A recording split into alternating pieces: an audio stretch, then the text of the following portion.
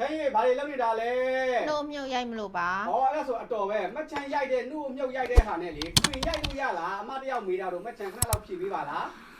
ဟုတ်ကဲ့ဒီလိုနှုတ်အမြုပ်ရိုက်တန်နဲ့ခရင်ရိုက်လို့ရလားအဲ့လိုမေးတာလားဟုတ်ပြီခရင်ရိုက်တဲ့ဟာကလေကျွန်တော်ခရင်ရိုက်တဲ့ဆက်ဆိုတာတီးတန့်စီတယ်ပေါ့နော်ဒါကကြတော့နှုတ်အမြုပ်ရိုက်တဲ့ဆက်လို့ခေါ်တယ်ပေါ့နော်ဒီနှုတ်အမြုပ်ရိုက်တဲ့ဆက်ကိုခရင်တော့ရိုက်လို့မရဘူးခရင်ရိုက်ဆက်ကိုလည်းနှုတ်အမြုပ်လာရိုက်လို့မရဘူးပေါ့နော်တချို့တော်တော်များများမှားကြတယ်ခရင်ရိုက်တဲ့ဆက်ကို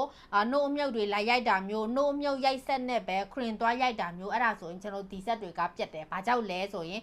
နှုတ်အမြုပ်ရိုက်ဖို့တီးတန့်ထောက်ထားတာခရင်ကအသားပို့ပြီးတော့မှလေးတယ်ပို့ပြီးတော့မှစီးတယ်ဒါကြောင့်မို့လို့ကျွန်တော်ဒီဆက်နဲ့သွားရိုက်မယ်ဆိုရင်တော့ဒီဆက်ကလောင်မှာပဲပြတ်မှာပဲရိုက်လို့မရဘူးเนาะဒါကကြတော့နှုတ်အတွက်တီးတန့်ရိုက်ဖို့ထောက်ထားတဲ့ဟာဒါဆိုရင်တော့နှုတ်ရိုက်တဲ့ဟာလို့ခေါ်ရပေါ့เนาะခရင်ရိုက်မယ်ဆိုရင်တော့ခရင်ရိုက်တဲ့ဆက်ဆိုတာတီးတန့်စီတယ်နောက်ထပ်သိချင်တဲ့အရာလေးတွေလည်း comment မှာမေးခဲလို့ရပါတယ်တပတ်ထိုင်ဖူကောင်ချမ်းပါ